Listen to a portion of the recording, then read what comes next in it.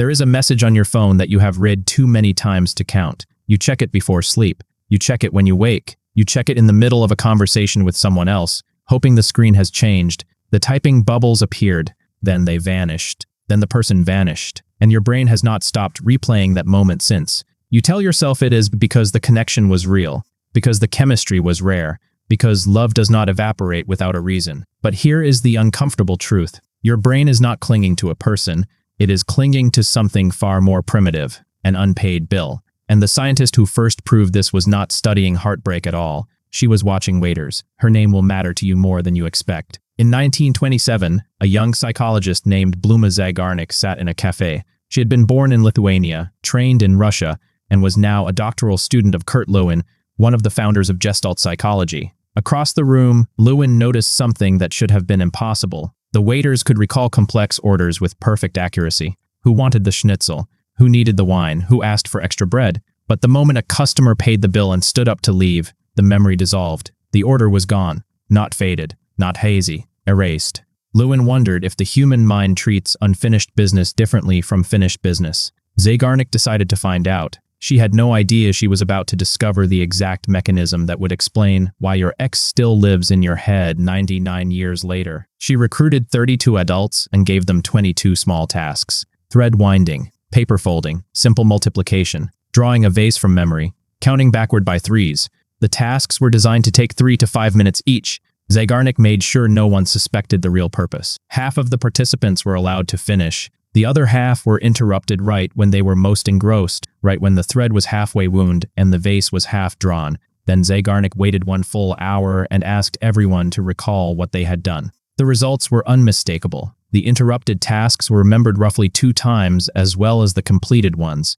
In follow-up experiments that eventually included 164 participants, the pattern held. Roughly 80% of people recalled the interrupted tasks better. Zeigarnik called it psychic tension. An unfinished task creates what she termed a quasi-need in the mind, a low hum of mental electricity that keeps the loop open until the loop is closed. The completed tasks were filed away. The interrupted tasks were left on the counter glowing. Modern neuroscience has found the actual switchboard for this hum. It sits in your anterior cingulate cortex, a region deep in the frontal lobe that monitors conflicts, errors, and unresolved goals. When a task is unfinished, the anterior cingulate cortex keeps it lit up in working memory. It will not let you forget. A 2025 meta-analysis re-examined nearly 100 years of Zeigarnik research and found that the pure memory advantage is more fragile than textbooks suggest. But what survived every replication test was the attention intrusion. Unfinished goals push into unrelated tasks. They hijack reading comprehension.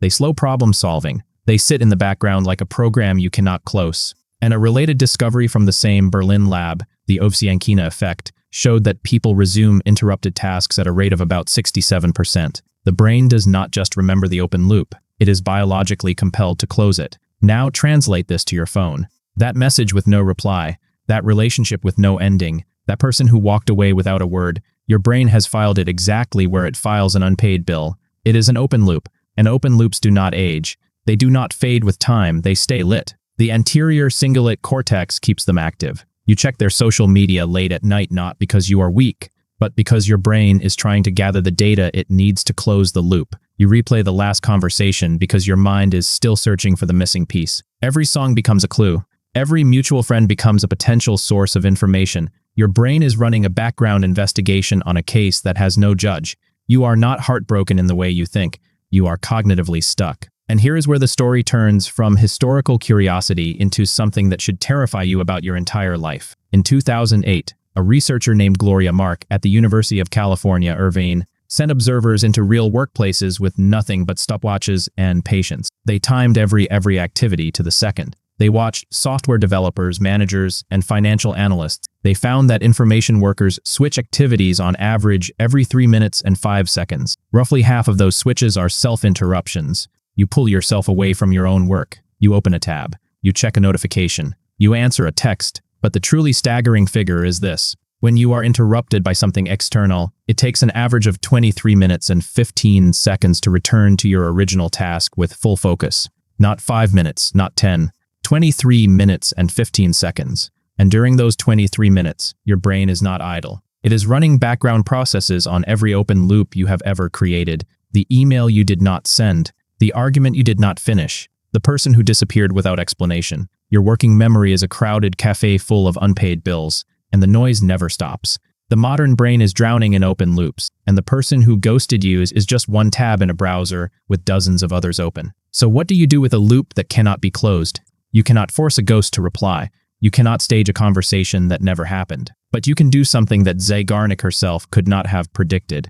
In 2011, psychologists E.J. Mesicampo and Roy Baumeister at Florida State University published a study with a title that sounds like a spell. Consider it done.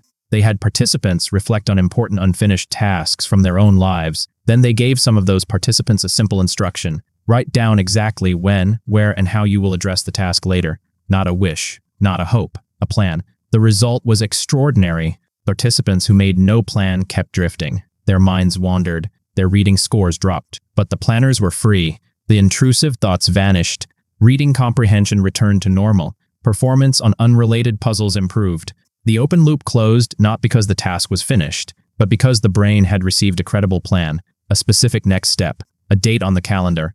The anterior cingulate cortex accepted the plan as closure and released the tension. The bill was paid. This means you do not need your ex to text back. You do not need the apology that is never coming. You need a plan, not a vague intention, a concrete action with a timestamp. I will write one paragraph about what happened and save it to a folder on Friday at 3 p.m. I will block their profile on Saturday morning at 9 a.m. I will tell one friend the full story on Sunday, and then I will not speak of it again for 30 days. The specificity is the key. The brain does not care about your emotions. It cares about resolution. Give it a plan and it will treat the ghost the same way a waiter treats a paid bill. It will let it go. It will file it away. It will free the table. Look at your phone again. That message is not a monument to lost love. It is an open loop. Your brain is not broken. It is doing exactly what it evolved to do. It is protecting you from forgetting things that might still matter. The problem is not that you feel too much. The problem is that no one taught you how to close a loop that someone else opened and then walked away from.